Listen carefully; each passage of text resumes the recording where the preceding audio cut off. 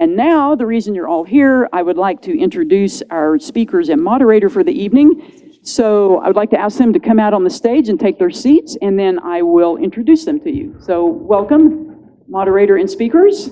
Come on up to the stage. You up here? Yep, right up here.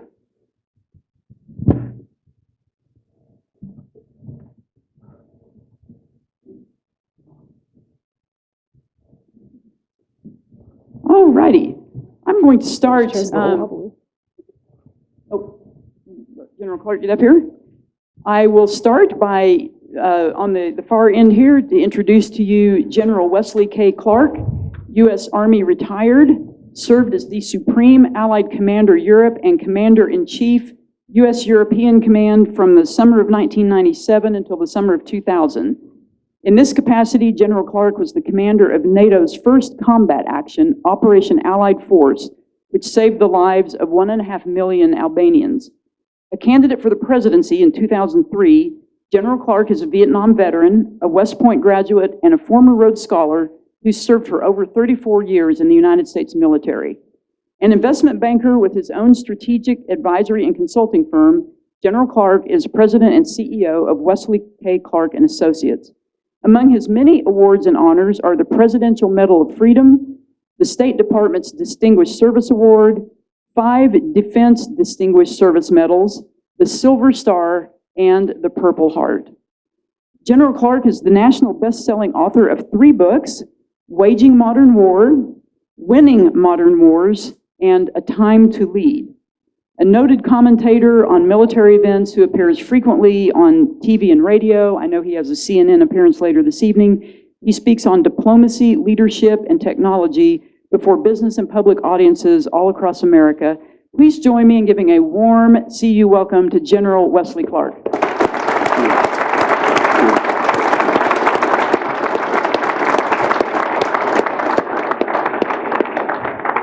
Alex Epstein in the middle here. Alex is a philosopher and energy expert who argues that human flourishing should be the guiding principle of energy and environmental progress. Alex is the author of the New York Times bestseller, The Moral Case for Fossil Fuels, and the creator of EnergyTalkingPoints.com, a source of powerful, well-referenced talking points on every energy, environmental, and climate issue. His next book, Fossil Future, Why Global Human Flourishing Requires More Oil, Coal, and Natural Gas, Not Less, comes out this spring from Penguin Random House. Let's give a warm welcome to Alex Epstein.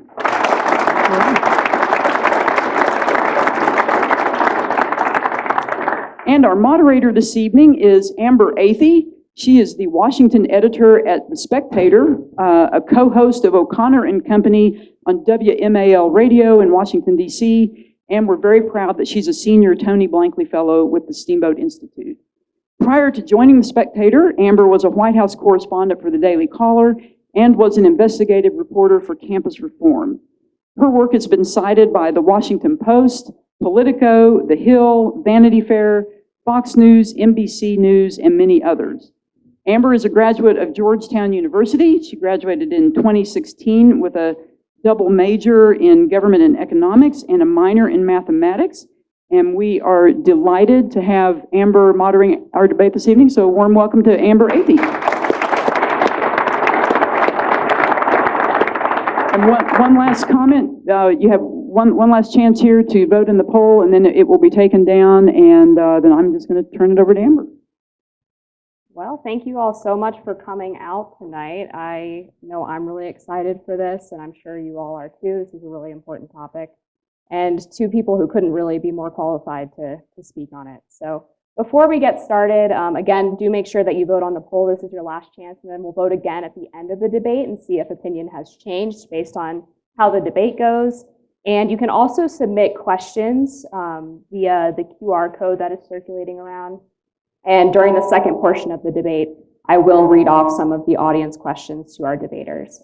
And before we get started, I'm sorry, don't know why that's happening. We'll try to prevent it. But before we get started, I'm just going to go over the rules. You're doing it wrong. I'm just kidding. Maybe the phone. Well, that's not going to be good.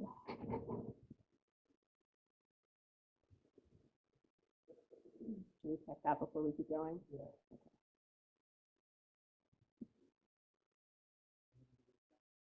Testing, 1, 2, 3. Test, test, test. Should be. Testing, 1, 2, 3. Good? Okay. I can speak really loudly if not. All right. So anyway, back to the rules of the debate. We'll go ahead and run through those just so everyone is clear about how this is going to be structured. The debate will start with our two panelists each getting 10 minutes for introductory remarks, up to 10 minutes. You can use as much or as little of that time as you like. You may also use presentation slides during that period, but only during that period. I'll then allow you each a brief amount of time, 2 to 3 minutes, to respond to each other's opening statements. And then we'll move on to any questions that I have, or if you even have questions for each other, we can have more of a conversation style debate as well. After about 20 minutes of that, we'll go to the audience Q&A, which I will be able to read off of my phone, provided it doesn't conflict with the microphone too much.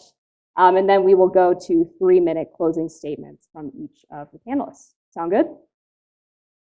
All right, so let's go ahead and get started. General Clark, since you are arguing the affirmative, that America should rapidly eliminate the use of fossil fuels to prevent climate catastrophe, we will allow you to give your opening remarks first, and you have, again, up to 10 minutes, and I will start the timer as soon as your slides are prepared.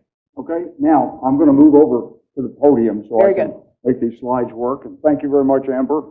And I want to thank everybody for being here tonight. Can you hear me okay? And, you know, it's a great pleasure for me to be back in Colorado. I lived here twice. I was down at Fort Carson. And this is a tough night for me. A lot of trouble in Ukraine. I'm thinking about those poor Ukrainians over there in deep trouble. And you know, and I want to take this minute to ask all the veterans of the United States Army, would you just raise your hand so we can recognize you? And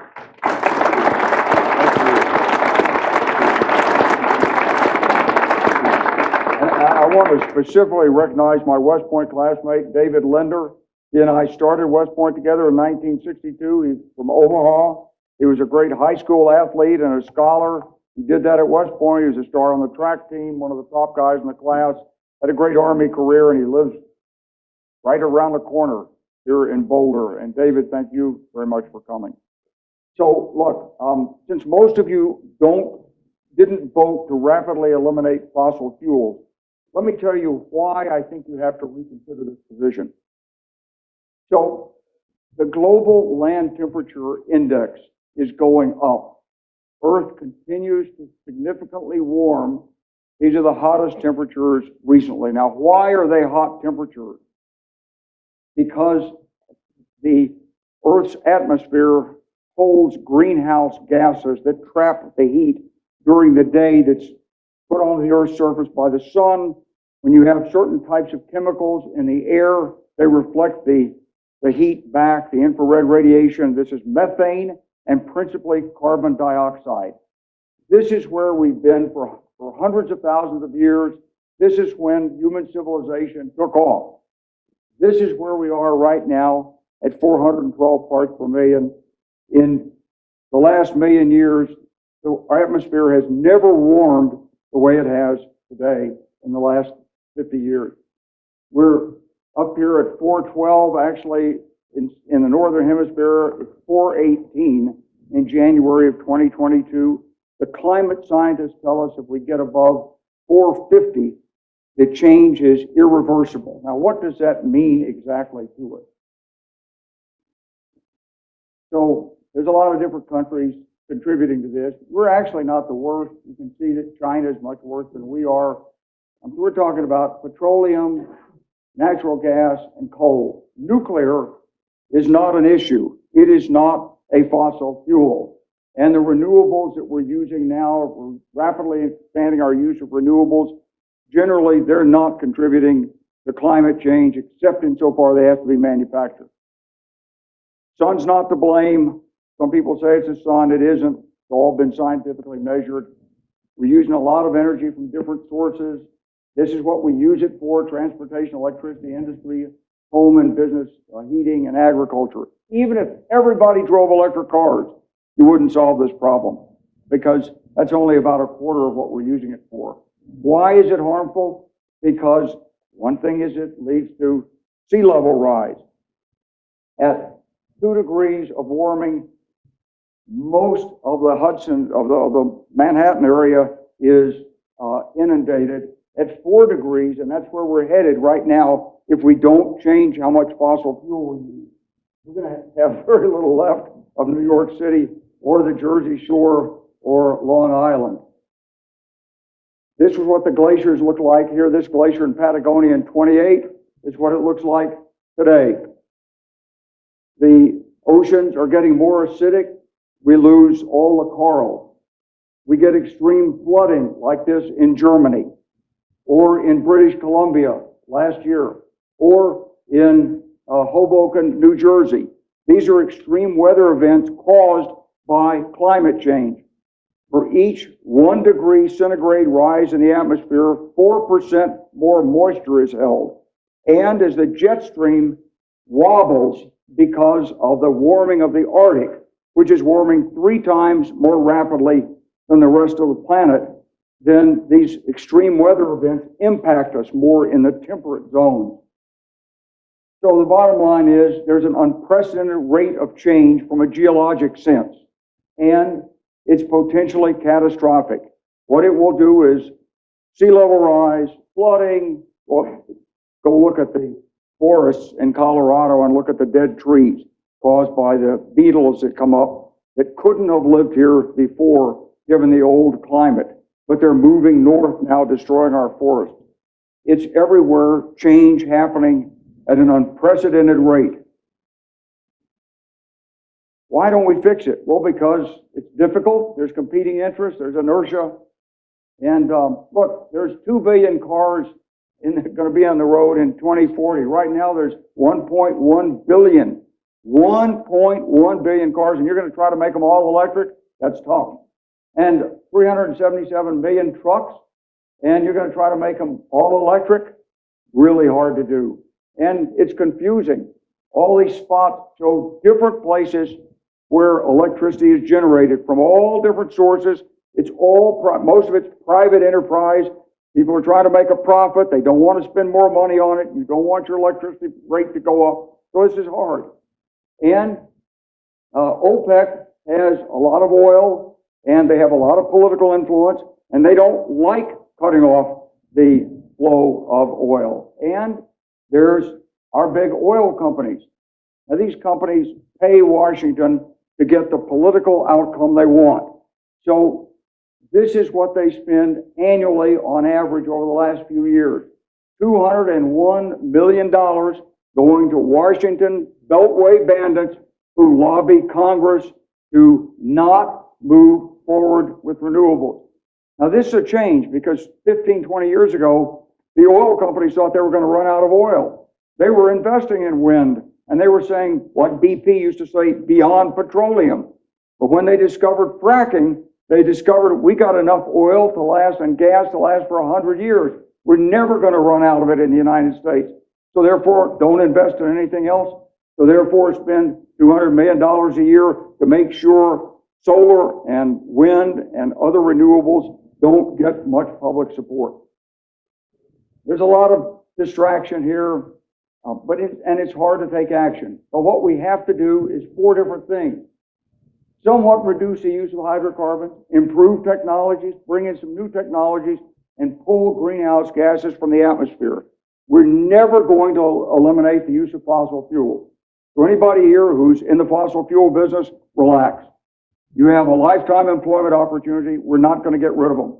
Even under the best circumstances, we're going to need about 20% of what we're currently producing for things like plastics and other things. So you'll always need oil and gas. But what we have to do is have a combination of technology that will help us reduce the accumulation of greenhouse gases and actually pull carbon dioxide and methane out of the atmosphere. That's the key. If we could pull enough of it out, we wouldn't have to use different technology. Look, I'm in the oil and gas business. I've been there. I know exactly how it works, and I believe in it. And there's some great people in the business. And we owe much of America's economic development, in fact, all of it, to oil and gas. But when you look at the external effects of the buildup in the atmosphere of greenhouse gases, you realize we got to find other sources of energy, and we can. And in doing so, we'll create jobs, new technology, and move America forward. So that's the pitch. Look at the external effects, look at the urgency of it, and let's get going with new technologies and moving America forward. We can do it, and we'll be better for it. How am I doing, Coach? Perfect. You're just about 9 minutes in. Okay, Would you so like I've to got use your final minute? I've got 1 minute left. So people said, can you get to net zero by 2050? It's really, really hard. You've got to get in the next 8 years, 60% of your car sales have to be electric. Well, that's not going to happen. In 12 years, you got to have half of your heavy trucks being electric. That's not going to happen. By 2050, more than 85% of buildings, 90% of heavy industry, 70% of electricity generation is from solar and wind.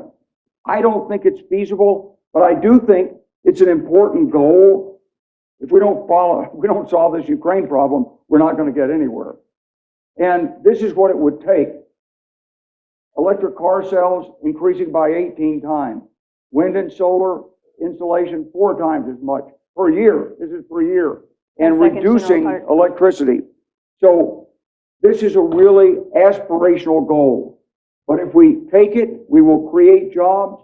The private sector will develop the new technology, and America will be safer for your children and grandchildren. Thank you very much. Now, I'm going to actually sit here.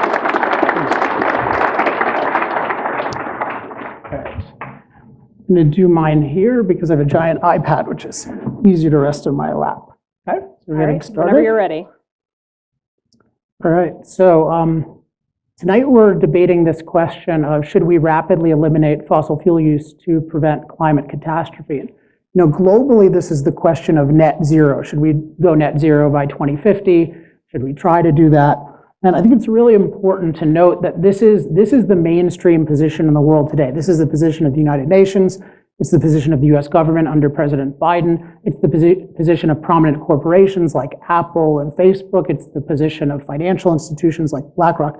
This is really the dominant idea in the world right now. And the reason I'm here is because I really think this is a deeply, deeply dangerous and wrong idea. And I think there's a much, much better way to go about things, which I'll propose at the end.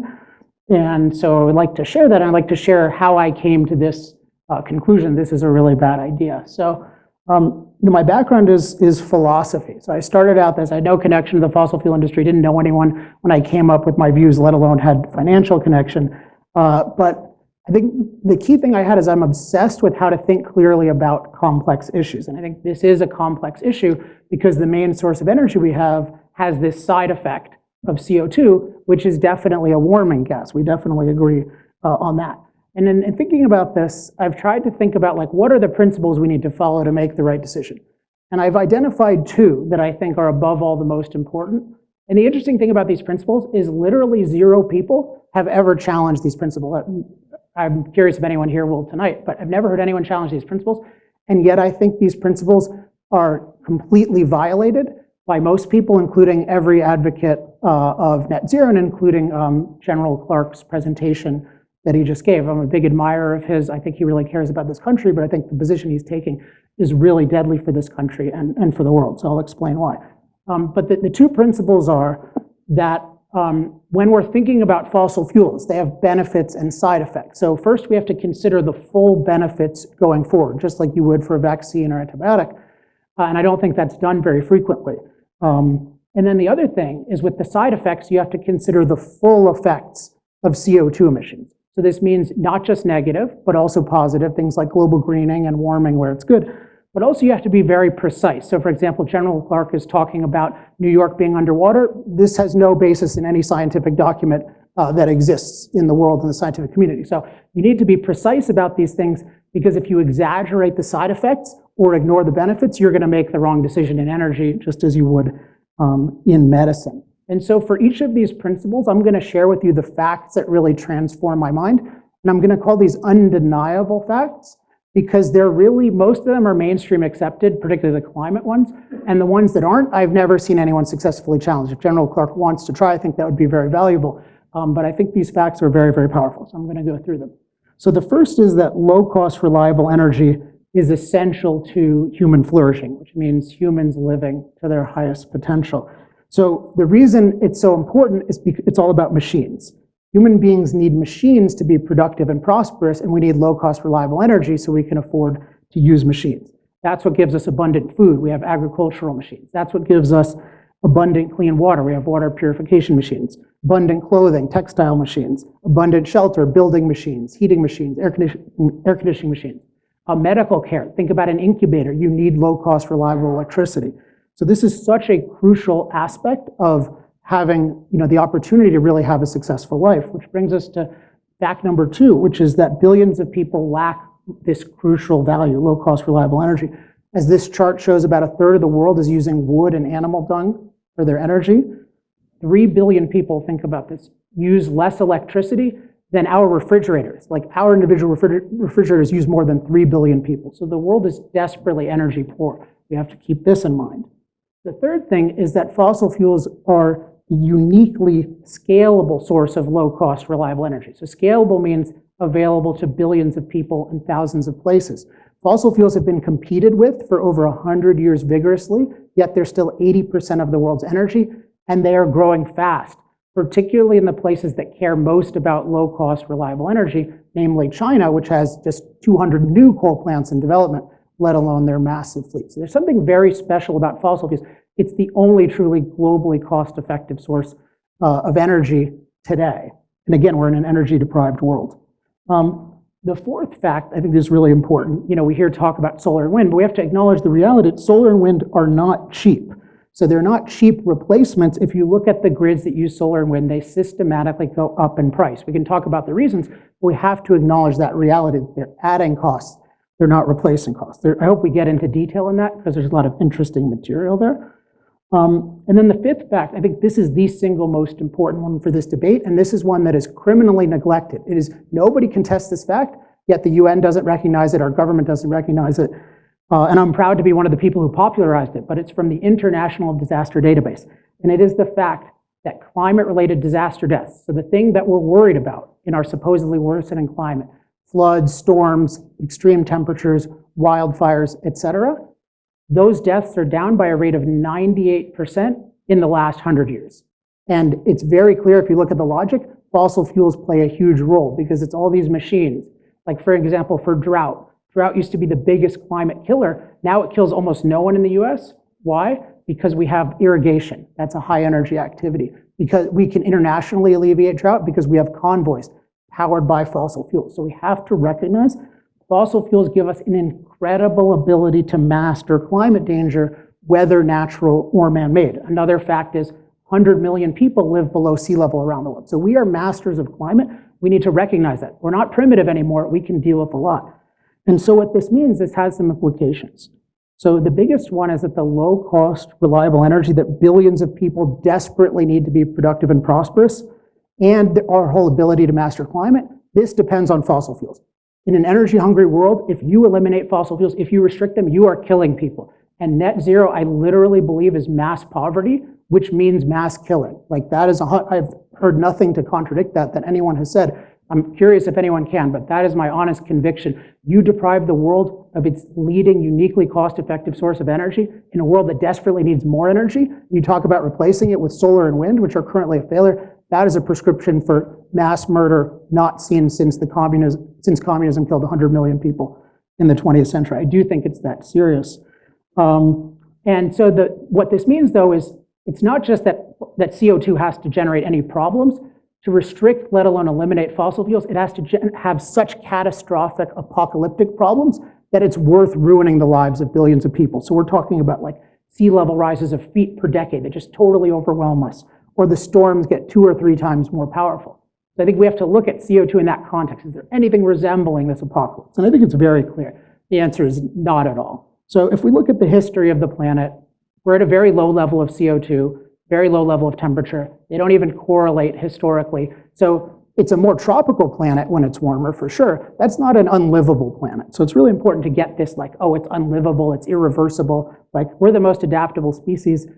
There's not anything resembling unlivable. The next thing that's really important is most people are still too cold. So cold-related deaths still far exceed heat-related deaths in the world. So it's not like we have this inferno of a world where we're all overheating. The third one that's really, really important when you're thinking about warming, General Clark alluded to this, but it has some important implications. Warming occurs mostly in colder regions. So it's not about the equator getting really hot, it's colder regions getting less cold. And so this is another thing, it's not like the world is overheating. We have to keep that context in mind. And then the final one that I want to stress is that if you actually look at the changes that the IPCC projects, and I think there's some tendencies institutionally toward exaggeration, which we could talk about, but the important fact for tonight, the most important fact about climate for tonight, is that what they project is not a problem for an empowered world that has low-cost, reliable energy. So for example, General Clark was talking about New York being underwater. This is, look at the extreme scenario. It says by the year 2100, a 3-foot sea level rise. This is not a catastrophic problem for people who live in an empowered world. We have 100 million people below sea level. So I think that, the important things there are, one, recognizing the truth about climate, but also I think it's important to hold us to the standard of we need to accurately represent reality. We cannot exaggerate, we can't distort. And one principle I have is that if you distort the present, like if you distort the state of the reports, if you distort anything else, like I don't trust anyone to predict the future who distorts or denies the present. So I think we have to keep that in mind. And so my conclusion is that whatever warming occurs will be masterable. And so my basic conclusion that I'll go into more is I think net zero is a very irrational policy. What I'm going to advocate as we go on is what I call energy liberation and nuclear decriminalization. So this is going to enable 8 billion people to have low-cost, reliable energy and develop the most promising long-term low-carbon alternative. So I think that is a prescription for an amazing world, and I look forward to talking more about this issue. Thank you very much.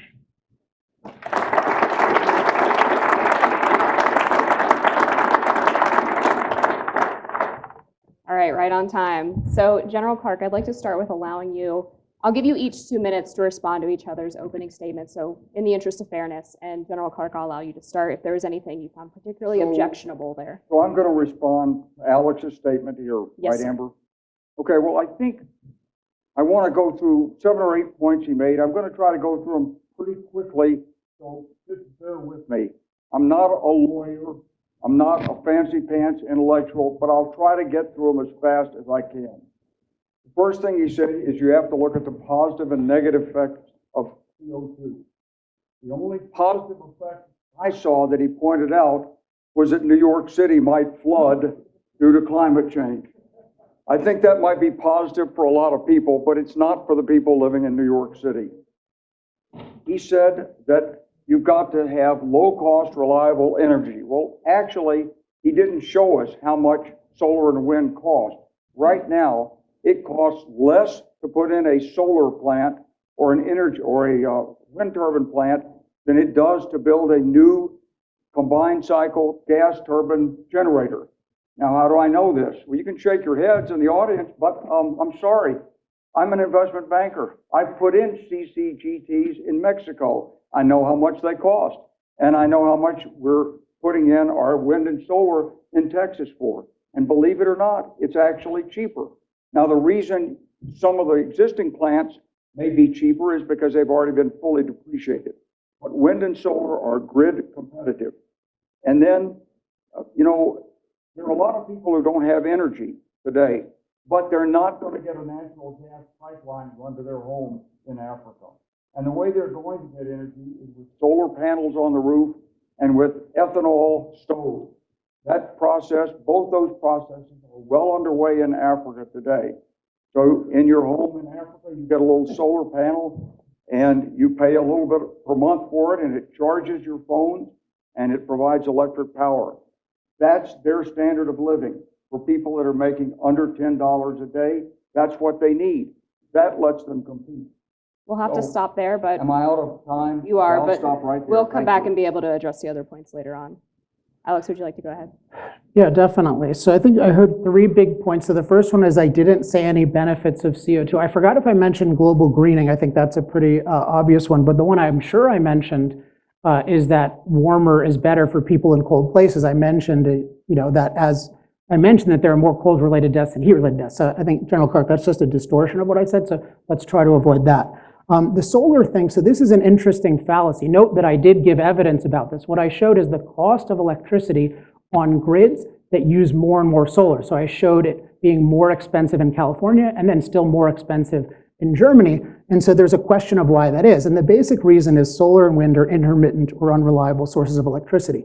So they don't replace the cost of the reliable infrastructure, they parasite off it and they add to it. So you can't shut down your gas plants, and when you try, like in Texas, you run into problems. California, where I am, we run into big problems shutting down gas and nuclear. So these are really cost-adding parasites given the current technology. They are not cost-reducing replacement. So whenever people talk about the cost of it, this is what I call partial cost accounting. When you're talking about these calculations on the grid, you're not looking at the full system costs, you're just looking at the cost of the solar panels and wind turbines. And one thing we need to do is grid reform so that solar and wind stop getting this terrible advantage that they get. General Clark is portraying solar and wind as like victims. They are privileged. They get to sell unreliable electricity for no penalty, and they get paid a premium by this so-called investment tax credit. So and then the other thing about Africa, I find it condescending, the idea that they're going to do this inferior thing of charging their cell phones with solar. Imagine China and India had that attitude. Look, 40 years ago, they were primitive. They were like Africa. What did they do? They industrialized using real energy. And sometimes when people try to bring in these phony or superficial solutions, they say, we want real energy, and they deserve real energy. All right, thank you. And moving forward, we'll do more of a free-form style debate, so the time won't be quite as strict. But Okay. I'd like to start by following up on the first point you made about the potential benefits of CO2, and you mentioned global greening. For the audience that might not understand what that is, can you explain that and some of the other potential benefits in more detail? Because I did hear quite a few scoffs when you mentioned that in the audience. Oh, interesting. Yeah, for sure. So this is the most clearly documented effect of CO2. So it's like all you need to do is like look at a satellite, and NASA, the climate organizations, they acknowledge this. You just look at them. They have these greening maps, and it shows how much of the world is green compared to 40 years ago. And if it's greener, then it looks green, and just the whole world looks green. And the reason is because CO2 is plant food. In those eras where dinosaurs lived, they could live because CO2 created so much plant mass, so much biomass. So it's a huge thing for not just wildlife, having more biomass in wildlife, but also crops. I mean, I think there are good arguments. It's trillions of dollars worth of crop growth that's free. Greenhouse growers pay to make their CO2 level, they pay money to make it 3 times what the air is. So you have to acknowledge this is a huge benefit, and I think it's an intellectual crime that we don't talk about this. But the warming is really important. It's warming more in colder regions. That's where people want it. And as a philosopher, I think the root reason why people ignore these is we have this view that human impact on nature is inherently bad or intrinsically immoral. So we assume that if we did it, it must be bad. And this is a primitive religious superstition. I view it as we should look at our impacts objectively. Are they good for us? Are they not? How big are they? And then make decisions accordingly. But anti-human bias is something to really be on the lookout for because it is pervasive. General Clark, do you acknowledge that there might be benefits to CO2, or do you think those are being overstated, and are they comparable to the potential negative effects? Well, they are being overstated because there is a marginal improvement in some plants with slightly more CO2, but the hazards to humans from the climate change are not overstated. So if we continue on present course, we'll be for 4 degrees to 5 degrees centigrade warmer. That means the Arctic ice will melt. The Arctic is the weather generator. So you won't have the jet stream. You'll lose the heating in Europe. You'll have the desertification of Colorado and California as they dry out. Rainfall patterns change. Diseases move north. Crops don't flourish. And about 1/3 of mankind lives within 20 feet of the ocean. So when the Greenland ice cap goes or the Antarctic glaciers melt, you could get 5 feet, 7 feet, 20 feet, or 60 feet of sea level rise. We actually don't have the mathematical models to tell you when this will happen. But I will tell you this. In geologic history, there's never been a Greenland ice cap when there were 400 parts per million of carbon dioxide. It is melting, and it's melting rapidly. So I think you have to compare the potential benefits of a little bit more CO2 with the incredible harm of a little bit more CO2. Would you like to respond? Yeah, definitely. So I think one thing I mentioned in terms of a principle that is really violated by advocates of net zero is the issue of precision. So you want to be precise about magnitudes and timetables. So for example, when you talk about sea level rise, I showed the chart from the UN. They project in an extreme scenario 3 feet by the year 2100. You're talking about 20 feet. This is something that the most extreme, I would view crazy projections involve happening in 2300. So if you don't give the time, it's totally non-objective. And part of what I'm going to advocate is if we decriminalize nuclear, we won't need to use fossil fuels then. So it's really important to be objective about these things and not just scare people. Another thing I just want to point to is the assumption that it's just all bad. So everything is going to be all bad. And within these, most of the, we don't have time to go into all the specifics, but most of the things he said are at the extreme level of speculation, or they're not in the literature at all, and he's not giving the timetable. So he's giving very extreme speculation for like 80 plus years from now. And I think it's important that this is not an imminent thing. This is not something that at all requires being net zero. And then the final thing is you have to acknowledge the reality. We are far safer from climate than ever. This is the big climate denial, is climate mastery denial. We are masters of climate. We are in a climate renaissance. We have never been safer from climate. That is a fact. We have to acknowledge that fact. If you want to predict it getting worse, that's fine. But you have to acknowledge the reality of the present. Do not trust predictions of the future from people who deny or distort the reality of the present. Let me follow up with one thing you said. Even if we acknowledge that some of these consequences couldn't happen for generations down the line, do you think it would be unfair to our grandchildren or their great-grandchildren, et cetera, to have them deal with that particular issue?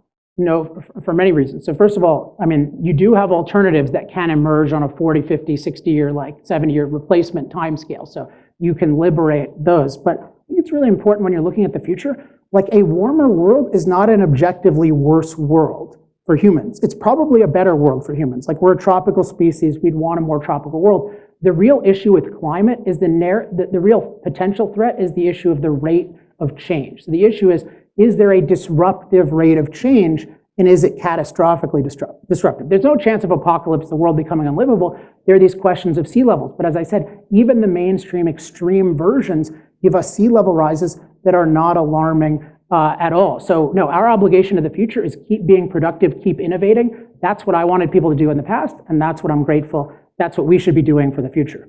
General Clark, you'd like to respond? So first of all, the rate of change is catastrophic by geological terms. Plants, animals, and we can't adapt fast enough to be able to deal with those changes. It's not just the sea level change. It's the change in rainfall. It's the change in agriculture. And by the way, it's not just the Arctic warming, it's the tropic warming. Now, I don't know if you've ever been in 118-degree temperature. I have. And if you're there and it's low humidity, it's not so bad. When it's high humidity, it's unbearable. I think of those people in Africa who have to live with this, or in the Middle East. They're going to find large parts of the earth uninhabitable at 118 degrees with much higher humidity. You can't do it. Now, if you're wealthy, you can master the climate with air conditioning. But most of us aren't that wealthy around the world. There are, as Alex said, there's billions of people who are poor. So I think you have to look at the future and go back to the question that Amber asked. What do we owe our children and grandchildren? Do we lock in the present system knowing that it's causing problems when there are alternatives that we can go to? Do we lock it in and live with that? Or do we have the courage to look at alternatives and gradually move toward those alternatives? That's the question before the House tonight. Solid, lock it in, or look to the future and try to do better. It's A or B. Alex is A. He says, stay with what you got. You can never do better. I say you can do better with technology, with human ingenuity, We can bring those poor people in Africa out of poverty, and they can have the energy they need. Let me go ahead and let Alex respond because I think he took issue with your characterization of his position, and then I have a follow-up for you as well. Yeah, I mean, you're seeing, like, I'm referring to the climate literature that General Clark is distorting, but you're seeing it with my position. I mean, I specifically said we need to liberate, decriminalize nuclear. It can replace fossil fuels in like a 60 or 70-year timetable, hopefully, if we really do the right thing. I'm the opposite of that. There's no locking in. The issue is using the thing that's most cost-effective for the most people. And I want to keep reminding us, we are rich here. Most of the world is poor. There are 5 billion people right now who make less than $10 a day. 3 billion people who use less electricity than a refrigerator. The world needs like 4 or 5 times more energy than it has right now. It's an energy poor world. Fossil fuels are uniquely cost effective. General Clark just keeps saying vague things about solar and wind. I pointed out that they're failures. They can't replace fossil fuels. These are facts. And so when you talk about locking in, you can't just think about like what we're doing, although it would be bad for us to do what he's saying. There are billions of people who are being deprived the opportunity to have a real way of life. Not some random solar dinky gift from us that's charity, but to really industrialize. So that's my position. I want liberty for all forms of energy. I want innovation. What he wants is the government to outlaw the world's leading source of energy based on some wishful thinking that doesn't work at all, and he hasn't substantiated at all or refuted anything I said. General Clark, let me ask you about some of the expert predictions that you've brought up, because I do think it's fair to say that a lot of these predictions that have been made in the past have turned out not to be accurate. John Kerry, for example, the climate czar for the Biden administration, has said over the course of decades that the United States is going to get to a point where the level of climate change and global warming is irreversible, and that simply hasn't happened. So knowing that, what can you say to the audience to get them to trust the predictions that are being made now that are just as, if not more dire than those? Well, Amber, I'm not sure what the prediction you're citing, but I go back to the UN's interdisciplinary panel on climate change, which has hundreds of scientists that have done years of research on this. We started this process back in the 90s. We've been through it for 30 years, and it's a fact. The climate change models are usually wrong, and they're always wrong in one direction. They're always underestimating the rate of climate change in every case. Why? Because most of the climate change is underestimated because there are feedback loops. When the Arctic ice melts, the Arctic warms faster. When glaciers start to melt, the water flowing underneath the glacier accelerates the speed at which the glacier goes out to the ocean. There are a number of feedback loops that aren't appreciated and aren't modeled. So yes, these climate models are inaccurate, but they're inaccurate in the wrong direction for Alex's assertion. Now, Alex says he believes in climate liberal and energy liberalization. I think the only thing Alex is projecting that's different is nuclear energy. I have a nuclear background from West Point. I don't know about Dave, but I did nuclear engineering my last year. I know about neutron flux, fast reactors, breeder reactors, and small modular reactors. I like nuclear energy. But that's not the only thing that we have. Alex says solar and wind are failures. That's not true. We invented the solar cell in the United States, and the cost of solar energy has gone from like $50 a watt down to about 25 cents a watt in terms of the solar panel itself. So technological progress makes a difference. These are successful technologies. They have to be blended in with the existing technology. Nobody is saying that you must turn off oil and gas like that. This is what I learned in my English class in the 8th grade as an argument called reductio ad absurdum. You cannot say that you have to stay with oil and gas exactly as it is, because if you make any change, it means cutting out oil and gas. I asserted at the beginning of my presentation that we'll never get rid of all oil and gas, and we have to phase it in, and we have to do it in a sensible way. But we don't have to live with the adverse consequences if we can work with new technologies to reduce those consequences and protect our children and grandchildren.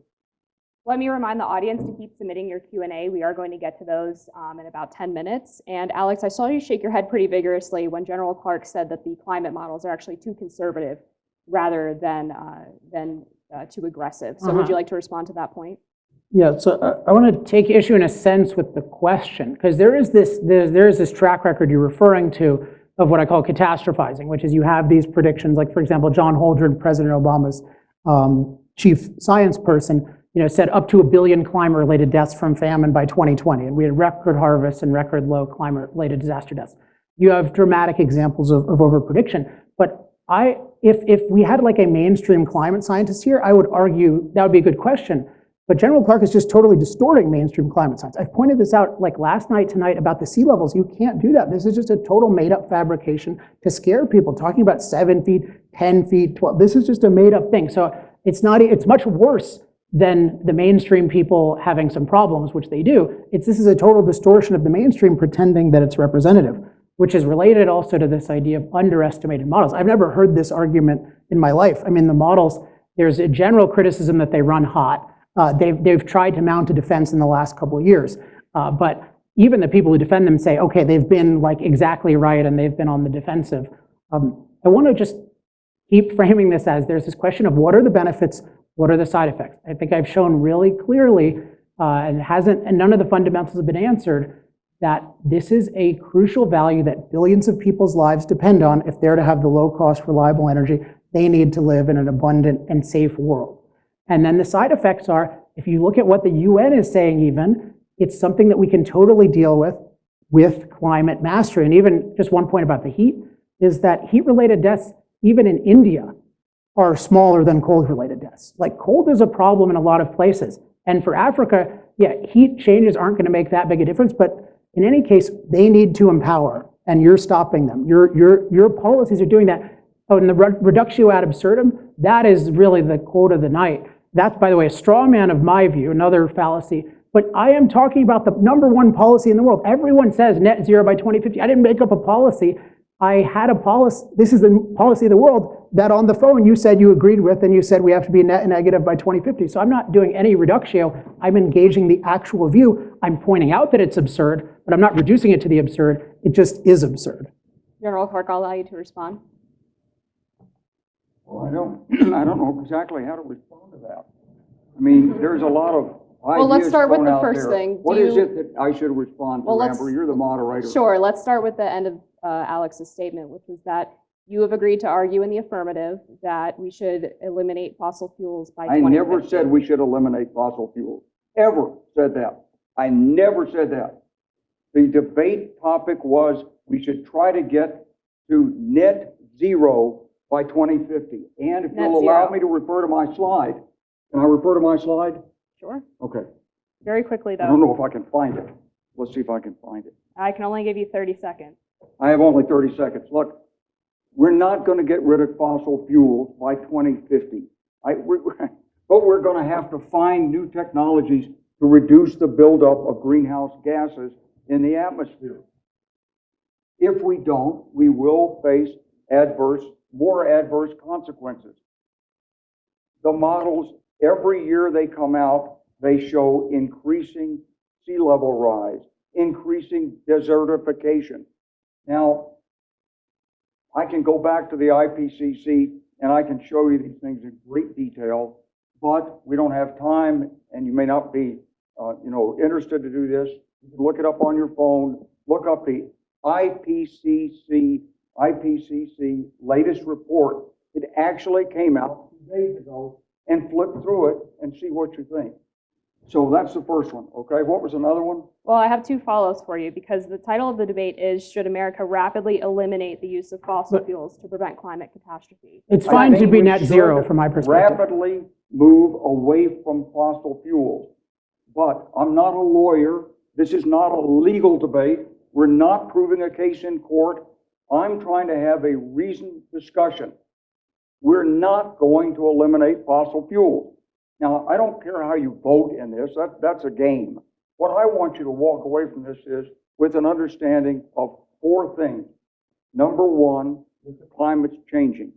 Number 2, that it's caused by economic development. and the use of fossil energy. Number 3, that the changes are harmful. And number 4, that we can, through technology, still have a high standard of living. We can still reach those poor people in Africa, and we can eliminate some of the adverse impact that is incurred by fossil fuel usage. Those are the 4 propositions. Whether we can get to 2050 or not and get net zero, I don't know. Okay. And I wouldn't argue that we could, as I told you in my opening statement.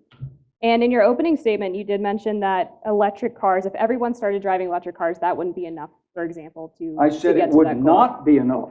Right, that's what I just said. Wouldn't be enough. It would not be enough. Correct. So I would like you to go ahead and provide some more details on what your specific proposals would include that would get us closer to that proposed goal. Well, I can only go by the best study that's been done, and I'm going to tell you it's not feasible to reach, but it is feasible to significantly reduce the amount of greenhouse gases going into the atmosphere. Why is it not feasible? Because it requires global consensus from governments that aren't prepared to do it, including our own. It is theoretically possible, but not politically possible.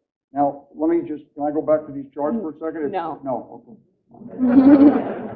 I did say at the top of the debate that the slides Well, were you only said for you'd the. like to see it, and I Well, I can't thought you show were it going. to you. I thought you were going to reference it from your packet Well, there, you but can't see it if I reference it from You can here. read I'm it. sorry to be so literal to you, but it's on the charts, and what it says is that you cannot you've got to do so many incredible backflips to get there that I don't think it's feasible.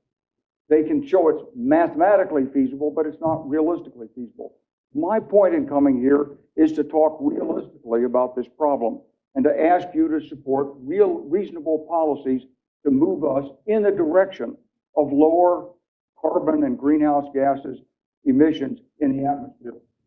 Reasonable policy, not unreasonable. what are some of the policies, just so Alex can respond to those specific policies, and so the audience has a better grasp of what exactly it is we're talking about here. So one of the policies I would support the idea that the government would incentivize people to put electric charging stations on the highways. I won't buy an electric car because I won't drive more than 300 miles. So I don't want range anxiety. But with the right technology, if you put enough charging stations out there, yeah, then you can buy an electric car and you can still take a trip to visit your friends in another state. That's one of the policies. There are many other things that can be done. The private sector is locked into the economics of the current system. But those economics that work well for the private sector have external effects in terms of affecting the environment that we live in. And that's what we're trying to deal with. So the government has to help us deal with that. Would you like to respond, and then we'll go to audience Q&A? This is, to talk about electric vehicles, that's charging stations, this is a dodge. So even if you talk about like eliminating 80% of emissions, whatever intermediate number you want, this requires a mass outlawing of the freedom to use fossil fuels. This is the only way to get remotely here. Look at what prices are now with these commodities. People are still desperate to use them. Fossil fuels are so superior to the alternatives, so desperately needed by so many people. The only way you can get anywhere close to these goals is to use force of the government around the world to restrict it. And look at what's happening with just doing it a tiny bit. Europe is barely lowering their emissions if you count their offshoring emissions to China. And what's happened? They've banned fracking. They don't import gas from us. We restrict our pipelines. We restrict our export terminals. They stop nuclear because it's part of this green movement that's against anything they think of as unnatural. There's a lot of opposition to hydro as well, but mainly fossil fuels and nuclear. They become super dependent on gas because gas is necessary to handle the unreliability of solar and wind, which is like, goes up and down all the time. Natural gas is necessary to handle that. You become super dependent on gas. So you have these, and you restrict the supply, particularly the domestic supply. So you have these huge price increases and you're dependent on Russia, and people are dying right now because of these policies. And this is a tiny, tiny fraction of what General Clark is advocating. And guess what? When they advocated these coercive policies, they said, oh, technology is great. We can do all these things. Technology is amazing when it functions under freedom, when it's liberated. That's why I'm for liberating every source of energy, including decriminalizing nuclear. And I think you have to recognize with nuclear, I want to talk about it for 1 second, It used to take 4 years to get a plant built. Now it takes 16, and there's a good chance it won't get built. The price has gone up by an order of magnitude in the US, 10 times, even though we have more knowledge. We should have gotten the time from 4 years to 2 years. We used to have cheaper nuclear electricity than anything else. This was the ultimate alternative, and we criminalized it. So that is a shameful thing by the green movement that claims to care about CO2. They still oppose it. So I hope General Clark will join me in condemning that movement and calling for the decriminalization of nuclear, but also recognize this is a multi-generational replacement potential. Now, we still need more fossil fuel use. Even with all these restrictive policies I'm against, we're still using more fossil fuels. But we need even more if billions of people not in this room, are going to have an opportunity to modern life. Nothing anyone has said has refuted this, and that is just the truth. That is the choice we face. Do we impoverish and disempower the world or not? And I say, no, we empower the world and we give ourselves the best long-term replacement. And because climate change is not a catastrophe at all, everything will be great. Well, I have so many more questions for you two, but I won't indulge myself. We're going to go to the audience Q&A to make sure that we have time for closing statements. And Alex, the first question is going to go to you. This question is, do you acknowledge that fossil fuels are finite and that we will eventually run out of them? Well, they're definitely finite. I mean, everything is finite, including the sun. I mean, the issue is what's the relevant, economically, cost-effective supply? And in this case, I think in terms of today's or growing energy levels, we've got more than 10 times more of the stuff in the ground than has been used in the whole history of civilization.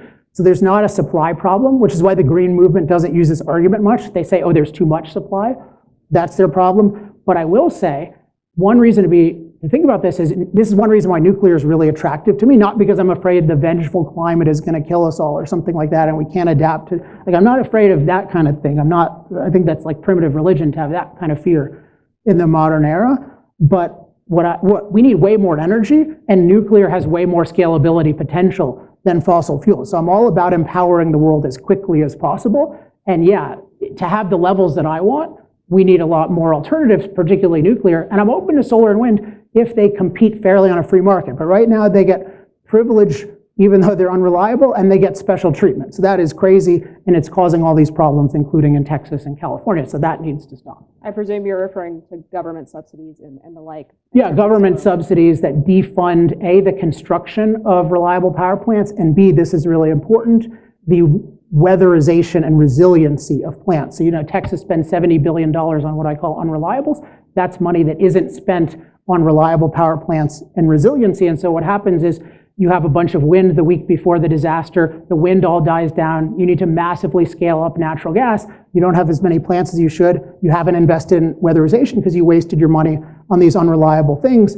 then you get blackouts. So that's the fundamental cause, not this nonsense that, oh, wind is amazing, and it has nothing to do with it, even though in Alberta, where they're all coal and gas, everything worked great, even though it was way colder. So Texas didn't prove fossil fuels don't work, they proved that anti-fossil fuel policies don't work.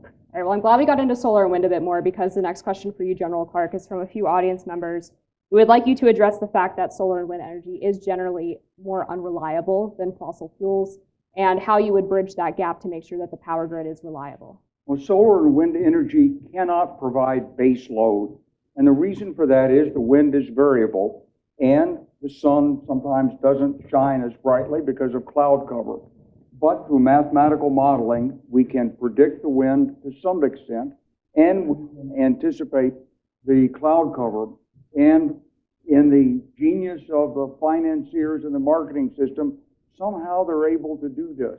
And they bring in the natural gas-fired power plants online, and they cut them into the grid at exactly the right time. So it's an engineering problem. It's not a problem for me as a consumer or you as a consumer. You'll never know it. It is an engineering problem that has to be worked, and so a grid can only take so much percent of renewable energy. Now, the way the renewable energy folks are looking at it is, let's put some batteries in there so that when the cloud covers the solar panel, the battery kicks in. And there's a lot of technology going into this, and batteries are getting increasingly inexpensive. And utility scale batteries, the big boxes that would sit there near the wind turbine or near the solar cells, have fallen in price by 90% just over the last 15 years. So pretty soon we're going to have the ability to match the low cost of natural gas with wind, solar, augmented by batteries. How fast we will do that, that depends on the public. There may not be a disagreement, though, here on nuclear. I'd like to see us use nuclear a lot more, Alex.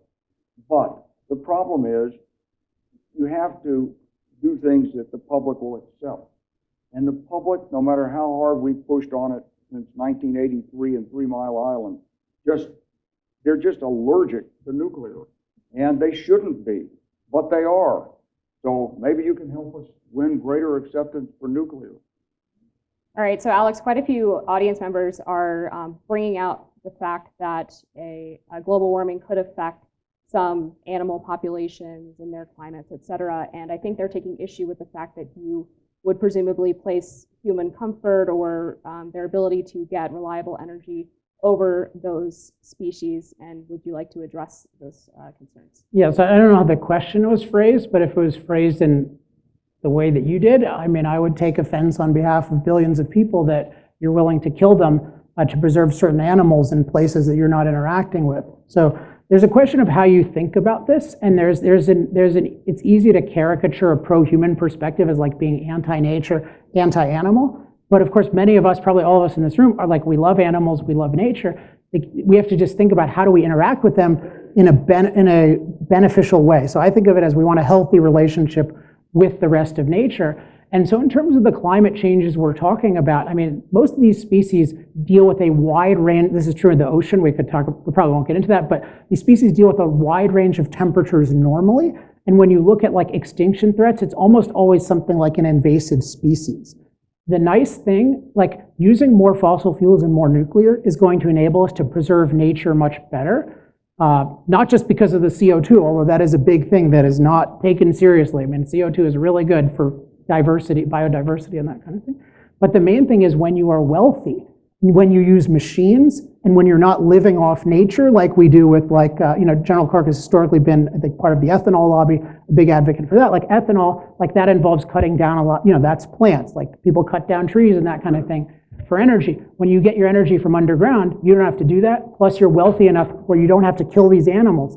You don't have to kill species you don't want to do. So the key is getting wealthy and then having good laws and protections for that kind of thing. So it's actually, what I'm talking about is going to be much better in terms of having like a really beautiful, lush, natural world, and that we can actually afford to enjoy. Because when you're poor, you do not get to go on a safari. It's not called a safari when you're poor. General Clark, this issue has been raised a lot, and I'm glad that it has, because it is kind of the elephant in the room, and that's the current situation going on with the invasion of Ukraine by Russia. And some people have suggested that the US could face, of course, much higher oil prices because of the lack of energy independence. Do you think that the US would be able to regain energy independence if they were to do this massive shift towards renewable energy, as you suggested? I think the United States has got to use its oil resources for national security purposes. So I know the companies keep saying they don't want to frack more, but there's plenty of oil out there, and we should be fracking more, and we should be sending our natural gas, we should liquefy it and send it to Europe, so they're not dependent on Russian natural gas. Now, we can produce a lot more oil in the United States, but here's the thing about it. The price does go up. When you frack, normally you get a decline rate on a well. Let's say you pay $5 million to do the frack. The well normally pays back $7-8 million in the first year, but it declines by between 60-70% over the first year in output. And after 3 or 4 years, it's maybe at 10%. So you start with a well for $5 million, it produces 500 barrels of oil equivalent per day if you're sort of moderately successful in the fracking business. But after the first year, you're down to like 250, 300 barrels of oil equivalent per day. Not all of that is oil. Some of it's natural gas, some of it's liquid petroleum gases. But we can do this only if we turn loose the banking sector and have it debt financed. That's the way we built energy independence between 2010 and 2020, by debt financing And what happened is the bank shut down the debt.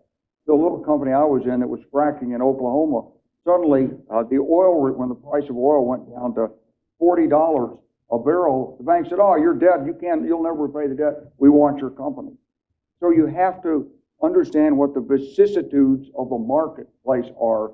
And if oil is a national resource, which I think it is right now, you have to keep it in production despite whatever the vicissitudes of the market are. So the Saudis tried to drive our frackers out of business in this country. They produced enough, and then it coincided with COVID, and we were really hurting. That's why all these people in the oil industry lost their jobs. But drilling rig counts back up, and we're drilling. Could we do more? You bet we could do more. Offshore, in the Permian Basin, in the Eagle Ford, in the Bakken Shale. I was in the Ardmore Shale. But we also have to recognize the external costs of this. And that is the leakage of the methane from the well sites and the other things that cause this carbon buildup. I think you got to do it for national security. But I think you got to walk and chew gum at the same time. So there's no reason why you can't move forward with other clean energy technologies while you're developing your national security energy strategy. Alex, would you like to briefly respond to this? Because I suspect this might be a point of Yeah, I mean, I'm glad for the drill, baby, drill part of it. We're definitely on the same page on, in a debate about going net zero. I'm glad that the other side is agreeing with me on drilling, at least for this. I just think it's really important. So when we talk about, there's a kind of aspirational talk happening about like, oh, like we can do it and it's technology and stuff. And you have to draw the distinction between doing these things freely and via force. So I'm very enthusiastic, as I keep saying, about liberating all forms of energy, letting them compete, letting solar and wind compete if they actually compete fairly, which they're not doing right now at all. Like that is amazing. But when you talk about aspirations and you are forcing them on people, then most aspirations are irrational. And so what happens is what is happening and what has led to this crisis in large part, which is these quote unquote aspirations, this inspiring thinking about the potential of solar and wind that I've been saying for a long time makes no sense. Well, it doesn't make sense in practice. So Europe promised that they could replace reliable fossil fuels with unreliable solar and wind. It has failed massively, and so now they're desperately dependent on Russian gas. So there is a fail, and again, this is a tiny fraction of what General Clark and the rest of the world are advocating with these net zero or close to net zero policies. So we have had an experiment at a tiny version of this. That is a failed experiment. So let's go back to liberating energy, to having low carbon alternatives by liberating them. That's the only way that actually works, by the way. China doesn't use things because they're low carbon, they use them because they're cheap. So you need things that are cheaper than Chinese coal. In the US, we've had a lot of experience making natural gas cheaper than coal. Guess what? We lower our CO2 more than others. We don't lower it absolutely, but it's still lower. Nuclear is the real key to doing that. So what I'm saying is the best of all worlds.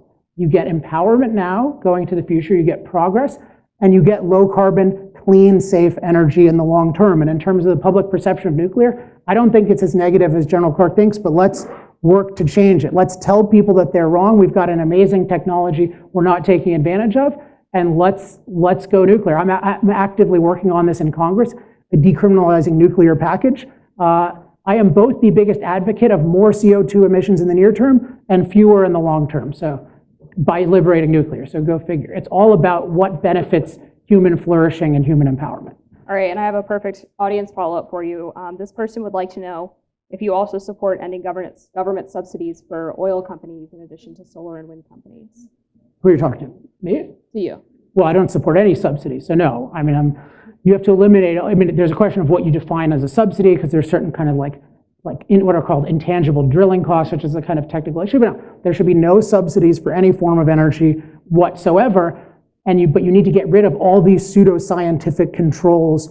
Like every technology should be held to the same safety standards. Nuclear is the safest energy technology ever created. Its quote catastrophes kill 0 people. There's nothing else in the world where your catastrophes kill 0 people. So we need to hold that to the same safety standards. But no, liberate everything, have laws about reasonable levels of pollution, have laws about endangering people, but no, liberate everything, and certainly do not give privilege to unreliable electricity. Amber, that is a crime. I have to come in here. I'm sorry.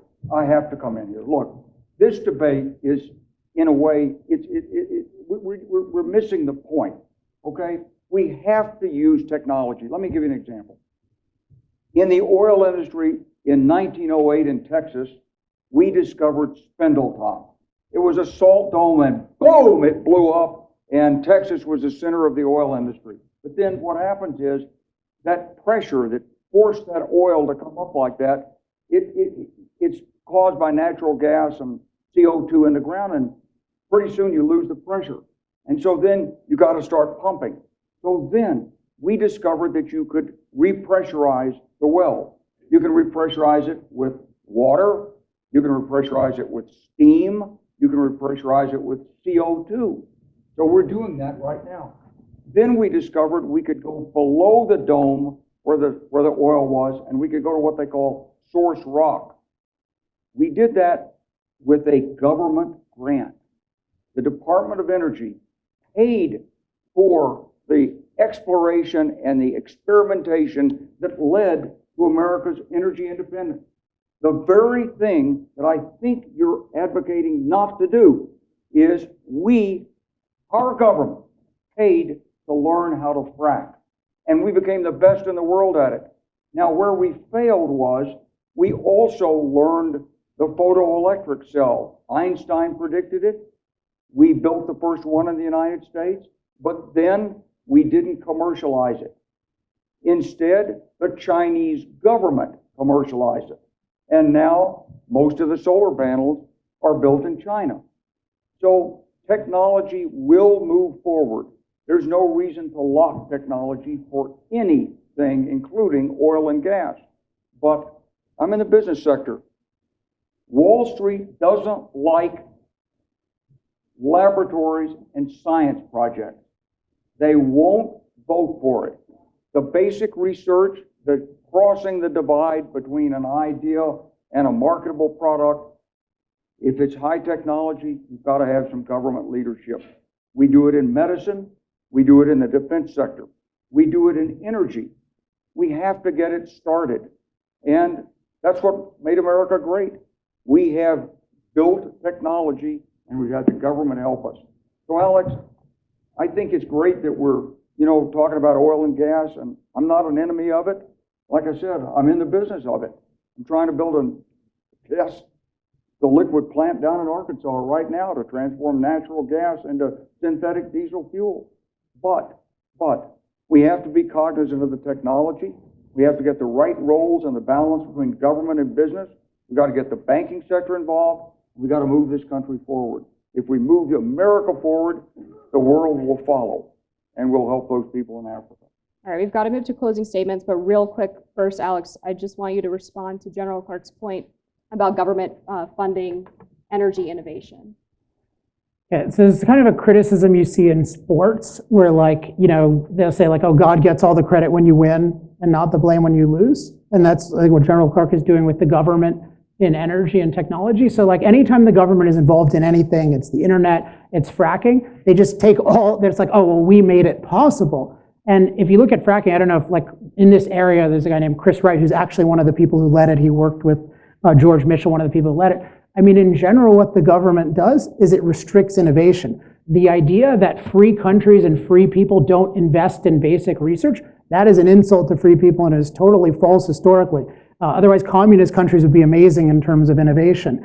So it's just this is just a caricature. And I mean, we could have a debate sometime on the role of government, and I think you have a kind of you really think of government control of the economy as this wonderful thing, and I don't. But I think we should focus on the energy issue where even if you're more pro-government control of things, this net zero stance makes no sense. All right, so we'll go ahead and move to closing statements. And since you were able to go second the first time, we'll have you go first, Alex, and you'll get 3 minutes. Okay, hold on 1 second. Let me just put this timer. Sorry.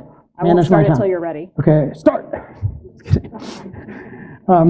Okay, so I think three big things. So one is just recognizing what the debate actually is in the world, which is net zero by 2050 or something very close to that, and recognizing that means rapidly outlawing the freedom to use fossil fuels. So it's not about oh, we love technology. It's about outlawing something that people today are freely choosing and that billions more people want. So we have to recognize that reality and don't allow people to get away with, oh, I love technology. No, no. You want to outlaw it if you support anything resembling this and don't condemn it. So if you don't support forcing it, then join me. But otherwise, you're supporting force.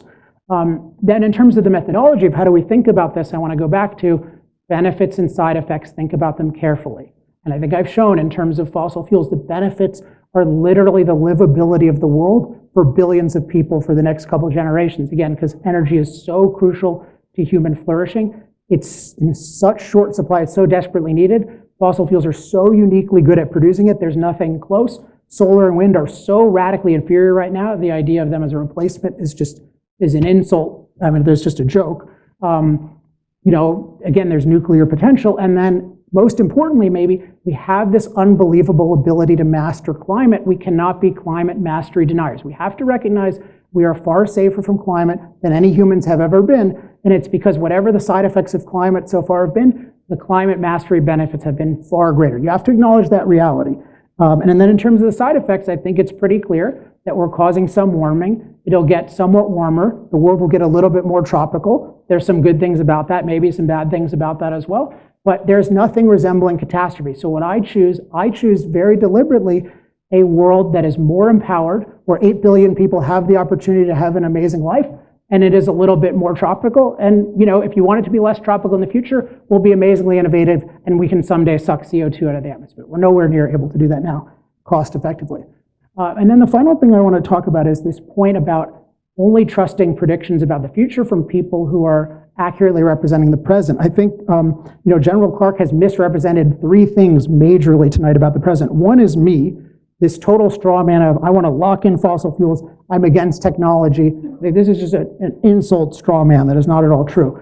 The second is the state of economics hasn't refuted anything about the actual inferiority of solar and wind, how they actually add prices. He's just giving this partial cost accounting. And then on climate, continuing to talk about sea level rises that are not projected by anyone. I've pointed this out 10 times now, and it is honestly baffling to me how you can not apologize for doing this or refute me. So, we have this amazing future ahead of us, but we need to recognize reality.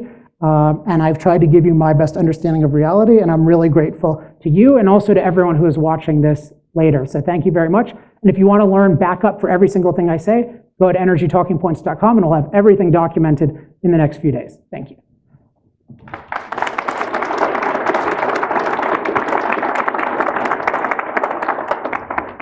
Okay, General Clark, you Well, will also have 3 minutes. I'm probably the oldest guy in this room. Maybe Dave Linder's as old as I am. Okay? But I know this.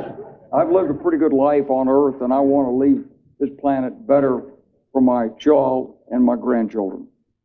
And I think we can do it. I lived in Colorado twice. I love to ski. I like whitewater rafting. I like hiking. I like those beautiful mountains.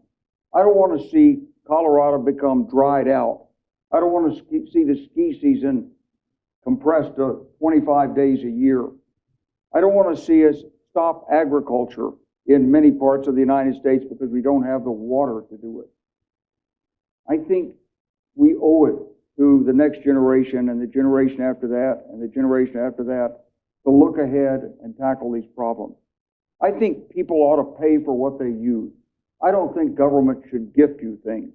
Well, let me tell you something. Everyone who drives a car is getting a gift because we're sending out greenhouse gases into the atmosphere that have an impact on other people. If you follow a bus, you're breathing in particulates. A certain number of people are affected by those particulates. They go to the hospital, a certain number of respiratory deaths per year caused by living near freeways. You can look it up. It's there in the statistics. But if we actually paid the cost for the gasoline we use in our car, the diesels in our truck, we would double the price or triple the price per gallon. We're not paying it. We've taken from the future their atmosphere, their clean water, their climate, and we're consuming it today by pumping the greenhouse gases into the atmosphere.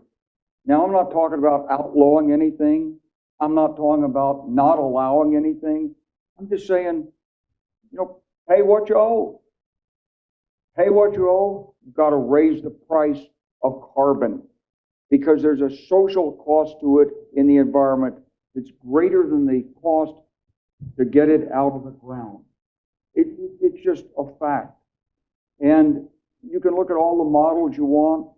Go to the Intergovernmental Panel on Climate Change. Look up IPCC on the website. Just look under Yahoo and say IPCC, and it'll tell you the list thing. You can look at all these charts, and you can study them, and they'll bore you to death.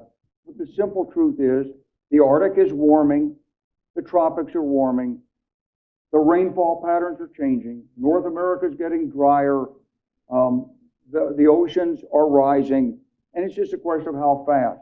And the truth is, the models usually fail in the wrong direction. Alex, I know you said you never heard that before, but if you look at the models and go back and look at the reports every 4 years, you'll find they're in the wrong direction. So what I'm asking you to do is have an open mind. You can drive your car, nobody's going to take it away from you. You can use all the oil you want. Just pay for what you use and take care of the next generation. We can use technology and move us into a cleaner environment. Shouldn't we do that? Thank you.